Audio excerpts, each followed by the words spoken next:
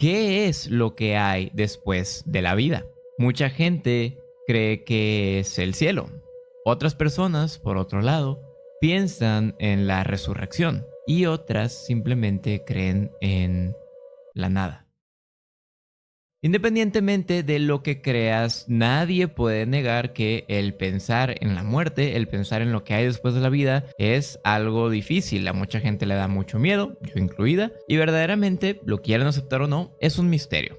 Podemos estar felices ignorando que en algún momento nos vamos a morir, podemos hacer las paces con la muerte, o podemos tenerle miedo. Independientemente de cómo nos sintamos al respecto, esta nos va a llegar a todos. Entonces es normal que ustedes vengan a este video queriendo saber qué es lo que pasa después de la muerte.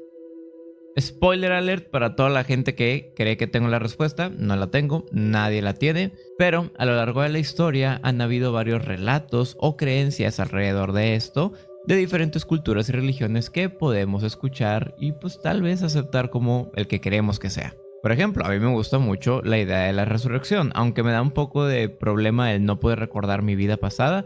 No me gusta pensar en que una vez que termina la vida simplemente hay oscuridad y vacío. Pero bueno, el día de hoy vamos a estar hablando justamente de eso, qué es lo que pasaba después de la vida en todas estas diferentes culturas y religiones. No va a ser un video súper a profundidad de cada religión. Si quieren algo así, por favor díganmelo y hacemos un video dedicado a cada una de estas. Pero por lo pronto voy a hablar a nivel superficie de cada una de estas creencias. Yo soy Pato de Patos Potions y sean bienvenidos a este nuevo video. Comencemos. Hablemos primero de la religión cristiana. Mínimo yo como buen mexicano crecí escuchando que si me portaba bien iba a ir al cielo y si me portaba mal iba a ir al infierno. Pero ¿es esto real? ¿Es esto verdaderamente de lo que se habla en la Biblia y las escrituras? Bueno, al parecer va más o menos por ahí. Todos los humanos hacemos la pecación. Entonces aquí es cuando llega un personaje muy importante en la historia para mucha gente, que es Jesús. Jesús muere por nosotros, muere para que nuestros pecados sean perdonados y es por eso que tenemos la oportunidad de entrar al cielo. Ahora, dependiendo de cómo interpretes tú las escrituras o la Biblia, cambia un poquito el qué pasa después de la muerte. Pero hay algo que se queda y eso es que cuando mueres, si tú fuiste un buen samaritano, si tú hiciste buenas acciones, ayudaste al prójimo, crees en Dios y en Jesús y pues viviste una vida amable y buena y pacífica, vas a ir al cielo. Ahorita vamos a hablar un poquito más a detalle de eso. En cambio, si tú fuiste una persona mala que lastimó, que pecó, que dañó y que hizo pues cosas muy malas, vas al infierno. Y ahora, si eres católico, también se crea la creencia, se escucha raro, pero sí, se crea la creencia de que existe un purgatorio en donde vas a poder pues pagar por los errores que hiciste y en algún momento ir al cielo.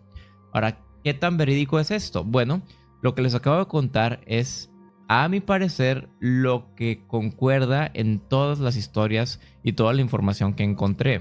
¿A qué me refiero? Esto es 100% lo que va a pasar, a lo que tengo entendido. ¿Qué son las cosas que no tengo seguras sobre la religión, pero aún así están escritas en muchos lados? Hay mucha gente que dice que existen dos renacimientos, o por así decirlo, dos idas al cielo.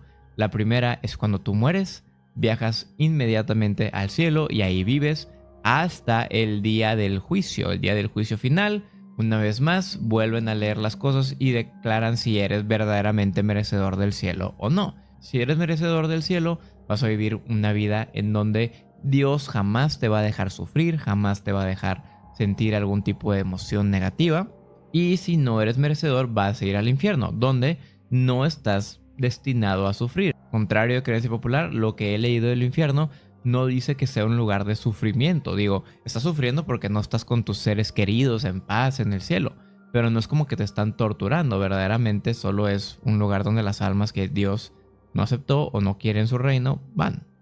Pero una vez más les digo, esto cambia bastante dependiendo de dónde lo leas o dónde fue interpretada. Porque hay gente que dice que cuando mueres no vas al cielo. De hecho, no vas a ningún lado y simplemente te quedas dormido, como el vacío del que hablamos al inicio, el vacío aterrador.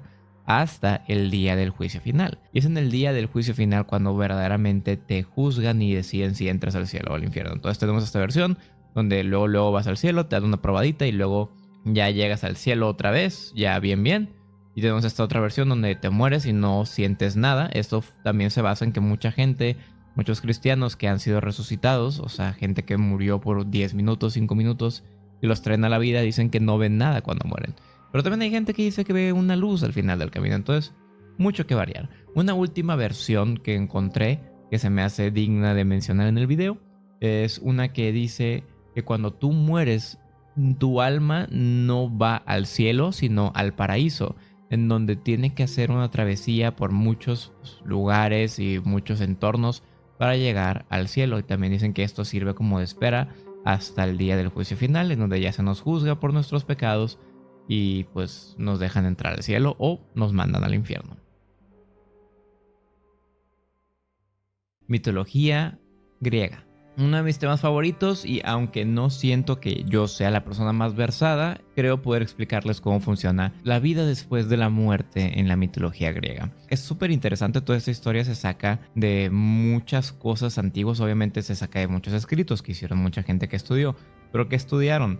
Han encontrado bastantes como jarrones y tabletas que describían como toda esta travesía y lo que era la vida después de la muerte en la mitología griega. Entonces déjenme les explico. Cuando una persona moría en esta cultura, en esta creencia, su cuerpo se quedaba en la tierra, obviamente muerto, y algo llamado el psique o el psyche, para los que no sepan cómo se diga o cómo se escriba, se los estamos dejando en pantalla, que es algo así como tu alma. Entonces tu alma se iba y tu cuerpo se quedaba. Ahora, ¿qué es lo que pasaba? Si a tu cuerpo lo enterraban, tu alma podía ser recogida por Caronte. No sé por qué, yo ya lo conocía desde antes, no sé si lo vi en alguna caricatura o en algún lado, ya había escuchado de él, pero yo ya conocía de él. Pero para los que no sepan, es el remador que rema por el río Styx y es el que te lleva a las puertas del inframundo. Entonces tú le tenías que dar un pago, no sé muy bien qué le daban, a lo que yo tengo entendido le daban moneditas, entonces le tenías que dar una monedita para que te llevara, y cuando te llevaba te encontrabas en las puertas del infierno donde estaba Cerberus cuidando que nadie pudiera entrar o salir. O sea, nadie vivo pudiera entrar y nadie muerto pudiera salir, porque al parecer era normal que gente de la nada llegara. Esto no era como en la religión cristiana, que el cielo está completamente inalcanzable a nosotros. En la mitología griega se creía que habían muchísimas entradas para llegar al inframundo. De hecho, una de las tareas que se le encargaron a Hércules era literalmente ir al inframundo para pedirle permiso a Hades de llevarse a Cerberus y traerlo a un reino. Entonces sí, el inframundo no estaba desconectado completamente de la tierra. Una vez que llegabas al inframundo, seguías adelante por un camino bastante estrecho de ríos y lagos y oscuridad y cosas para llegar a tu juicio. Se dice que cuando llegabas a esta parte había 3 jueces que juzgaban a dónde iba a ir tu alma de 3 lugares. Así es, te dividían en 3 lugares. Primero que nada estaba el campo Elíseo, creo que así se le llama en español, el Elysium. Y esto era el tope de tope de tope, era lo más padre que podías hacer. Es un lugar donde te dicen que nunca más ibas a trabajar y simplemente ibas a disfrutar del bien que hiciste toda tu vida, con festejos y comida y personas muy cool y todo lo bueno de la vida en un palacio bien padre. Imagínatelo todo bonito, todo bonito. Lamentablemente el Elíseo era reservado específicamente para la gente que había hecho actos extremadamente buenos, o sea, los héroes, gente muy buena, amable, que hizo actos verdaderamente como históricos, eran los que residían aquí. No había mucha gente en el Elíseo. En segundo lugar estaba la pradera de Asphodelos, creo que así dice que se llama en inglés, es el Asphodel Meadows. Y ahora, esto es donde la mayoría de las almas residían, y es un poco lamentable porque al parecer no era lo más cool. En este lugar lo que pasaba era que vivías prácticamente en la nada. Aquí había nada más y nada menos que un río llamado el río Lete. Al parecer, las aguas de este río causaban una pérdida de memoria de lo que había pasado en tu vida pasada. Y lamentablemente era necesario que tú tomaras agua de este río para quedarte pues en este plano, ¿no? Entonces, como ustedes ya están pensando, la gente que residía en este plano era gente sin recuerdos que simplemente estaba existiendo, en lo que se dice que era una existencia gris. Sí, no es muy bueno, pero incluso una existencia gris es mucho mejor que lo que le esperaba a la gente que había obrado bastante mal o había hecho muchísimo daño en vida, porque ellos eran mandados a nada más y nada menos que el Tártaro. El Tártaro, o Tartarus en inglés, era el punto más profundo del inframundo. Se dice que la distancia entre el inframundo y el Tártaro es la misma que la de nosotros en la Tierra como la es en el cielo, a la Tierra al cielo. En el Tártaro residían las criaturas y las entidades y los humanos más malignos o juzgados de la historia. Para empezar estaban los titanes. Cuando pasó toda la guerra de los titanes contra los dioses y pues ganaron los dioses, la mayoría de los titanes rebeldes fueron imprisionados en el Tártaro, donde pasarían una eternidad. Ahora sí que sí, en la oscuridad. Sí se han encontrado datos e historias y leyendas sobre personas humanas que han estado en el Tártaro, como por ejemplo, tal vez muchos de ustedes lo conocen, Sísifo es caracterizado por cargar una piedra enorme en una colina bastante grande, solamente para que cuando llegue hasta arriba la piedra ruede arriba de él y tenga que volver a repetir todo su proceso. ¿Cuál fue su pecado? Bueno, se habla de que en vida era una persona muy mentirosa y muy astuta en este sentido, pero lo que más como lo hizo popular y a lo que tengo entendido hizo que se ganara este castigo de estar en el Tártaro fue engañar a la muerte y a Hades, no solo una vez, sino que dos. Por eso a Sísifo se le conoce como el más astuto de los hombres. Pero bueno, pasemos con la siguiente creencia. Mitología nórdica. Esta es una de mis favoritas y desafortunadamente una de las que menos entiendo. Así es, esta para mí es una de las mitologías más complicadas de compactar. Hay tanta información y tanta es incierta porque al parecer la mayoría de los textos vikingos fueron quemados por los cristianos pues en una época muy antigua, antes de que se pudieran estudiar muy a fondo. Es muy lamentable y por lo mismo también hay un poco de cristianismo imbuido en algunas cuantas creencias de lo nórdico. Entonces es difícil como diferenciar qué es la verdad y que no. También todo este cuento de la vida después de la muerte en la mitología nórdica es bastante pues popular.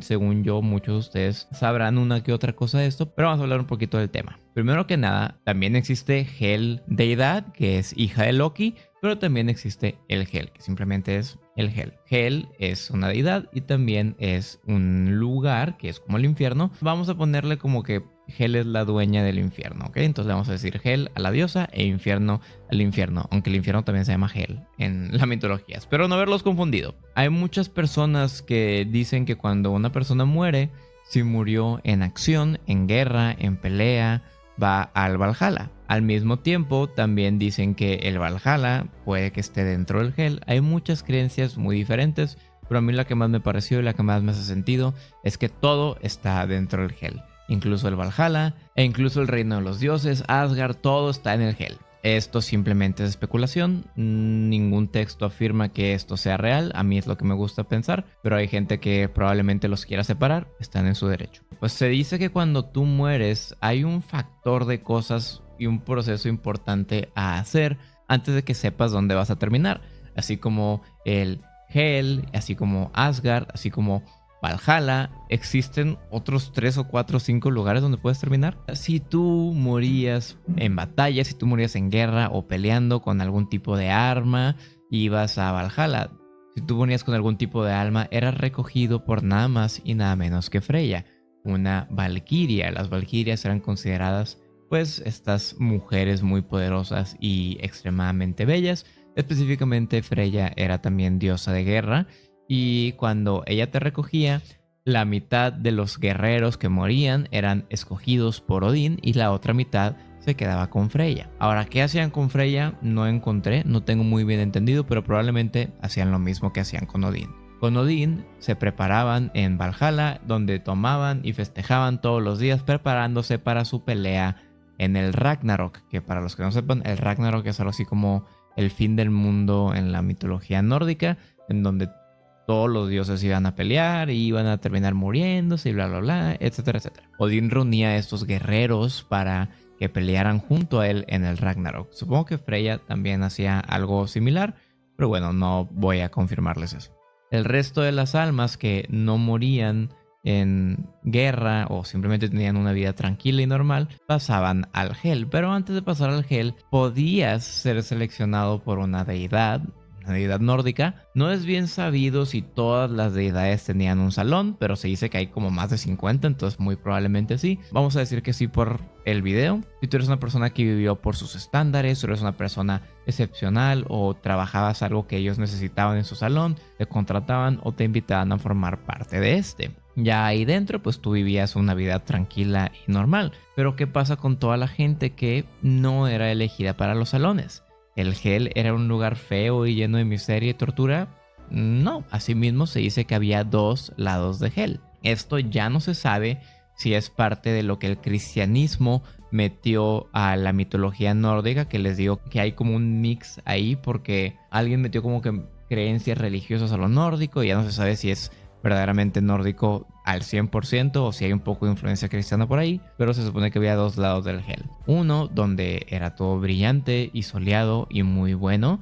De hecho, el Hel era tan cool y tan libre que tú no tenías que quedarte en él, podías volver a la tierra ya sea resucitando o en forma de espíritu, y es por eso que en muchos relatos nórdicos y en videojuegos con folclore nórdica es normal ver espíritus de la gente muerta por ahí o platicar con ellos, porque bajo sus creencias en el Hel no estabas como confinado u obligado a quedarte ahí. Y para los que se portaban mal y hacían cosas atroces, les tocaba el otro lado del Hel, donde estaba al parecer un ente llamado Nidhogg, que yo he escuchado de él. No sé si es una serpiente o si es algo gigante, feo, pero es algo que te va a estar masticando por el resto de tu vida. Y sencillo. Mitología egipcia.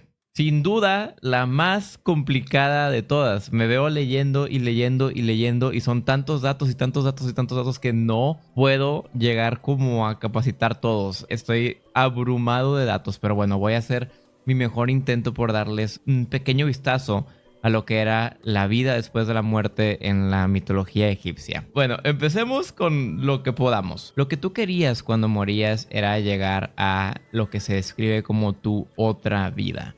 Hay gente que teoriza que es el renacimiento, pero hay gente que teoriza que en la mitología egipcia no existía el renacimiento y simplemente es tu nueva como vida después de la muerte, ¿no? En un lugar bonito. Ya que tenemos esto claro, empecemos paso por paso. ¿Qué pasa cuando uno muere? Cuando uno muere tiene que hacer una travesía enorme de muchos pasos para llegar a su otra vida, empezando por llegar al inframundo. Cómo llegabas al inframundo variaba bastante. Por ejemplo, se creía que tenías que tomar un vehículo para llegar al inframundo. La gente de más alto estatus, como los faraones, utilizaban botes. ¿Por qué utilizaban botes? Porque hay leyendas que nos hablan de que la deidad patrona o la deidad máxima en la mitología egipcia, o sea, Ra, navegaba en barco cuando el sol bajaba. Entonces, para como copiar eso o mimiquear a Ra, los faraones eran enterrados con botes o cerca de botes, o les ponían un bote cerca de su sarcófago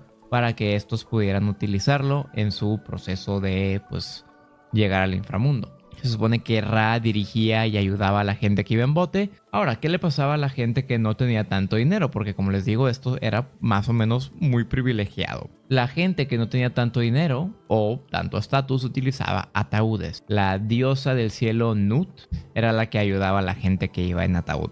Era muy normal que estos ataúdes estuvieran llenos de nombres y de símbolos y de dibujos, y se preguntarán por qué. Cuando llegaban a el inframundo, tenían su primera prueba. Y ahora, ¿cuál era? Tenían que atravesar puertas. Muchas puertas. Hay veces que se ha encontrado en textos que podían llegar a ser incluso 1000 puertas. Y ahora, ¿cuál era la prueba que tenían que hacer en estas puertas? Cada una de estas tenía a una deidad. Se dice que varias de estas deidades eran deidades menores que simplemente estaban ahí de guardias, y lo que les pedían a la gente para abrirles la puerta eran que les pudieran decir su nombre.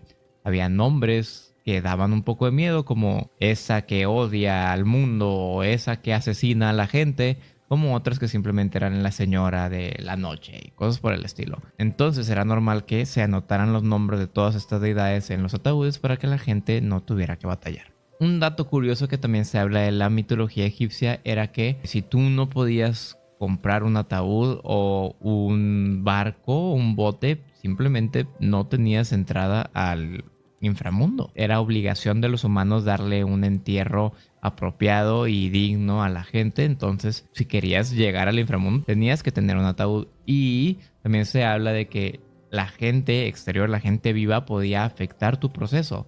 ¿Cómo así? Había historias de gente que se metía a ataúdes y le cortaba la cabeza a la gente para evitar que pudieran llegar a su siguiente vida. Se le conocía como su segundo asesinato. Una vez que pasaban las 1000 puertas, llegaban a algo que se le conocía el pasillo de Maat o algo por el estilo, donde iban a ser juzgados para ver si su alma era digna o no de pasar con el rey Osiris. Y aquí viene el proceso más traumático de todos en la mitología egipcia. Cuando llegabas con Maat, encontrabas unas cuantas deidades muy imponentes para tu juicio. La primera era Anubis, quien estaba al pendiente de todo. La segunda era Thoth, quien anotaba las cosas en su libro. Y ahora van a decir que anotaba. Pues muy sencillo. Una vez que pasabas al pasillo de Maat, lo que tenías que hacer era recitar los 42 nombres de las deidades que se encontraban ahí en el pasillo de Maat. Y luego tenías que pronunciar todos los pecados que, ojo, no cometiste. Y solamente así las deidades se iban a dar cuenta de que tu alma era pura y que conocías pues lo que habías hecho en vida, ¿no?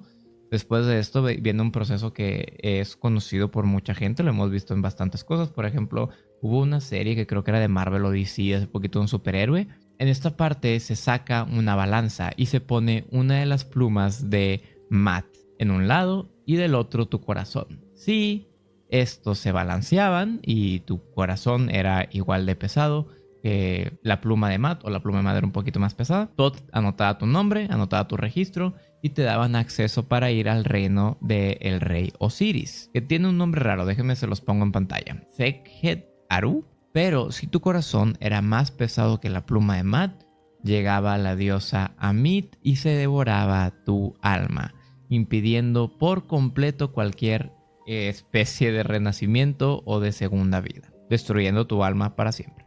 Traumático. Pero una vez que por fin eras dado acceso al Sekhet Aru, vivías una vida bonita después de la muerte. Esto también era conocido como The Field of Reeds. En español es como el campo de juncos, supongo que es como el campo de trigo o algo por el estilo. Pero el punto es que estas eran tierras súper fértiles donde te daban acceso a dos cosas. Primero, el Nilo y segundo, pues el campo donde tú podías cosechar tu propia comida. Te dice entonces que podías disfrutar de las mismas delicias que incluso los mismísimos dioses podían disfrutar. Asimismo tenías contacto directo con ellos y podías, pues no sé, ser su amigo, quién sabe. Pero el punto es que vivías una vida muy tranquila y feliz cosechando, comiendo, tomando agua y siendo pues una persona exitosa. Y pues sí, creo que podemos terminar el video habiendo hablado de estas 3 mitologías enormes. Creo que son de las mitologías más grandes que existen. Sé que a muchos de ustedes les hubiera gustado más que hablara también de más religiones, como el budismo, o la mitología hindú, o la china incluso, o hablar también cosas de, no sé, el Shinto. Pero eso es lo interesante de este video, que tiene potencial para hacerse en muchas partes. Entonces, si a ustedes les gustó y sienten que les gustaría seguir escuchando un poquito más de todo esto, por favor háganmelo saber en los comentarios. Asimismo, si no tienen nada más que decir, por favor pónganme wow, Pato, a mí me gustaría estar en, y ahí díganme en cuál de los 4 paraísos que les describí de, bueno, cada mitología y creencia les gustaría estar. Tenemos el cielo, el paraíso católico. Tenemos Valhalla, si es que les gusta el Valhalla nórdico, pero si no, pues el Hel bonito y soleado y bueno. Tenemos también los campos elíseos, que son de la mitología griega, para toda la gente muy exitosa y valiente en vida. Y por último tenemos el Sekhet Aru, el campo de los trigos o juncos egipcio. ¿En cuál les gustaría estar? Fíjense que a mí me gustaría estar en los campos elíseos. Creo que suena bastante bien y estaría muy cerca de mi deidad Hades.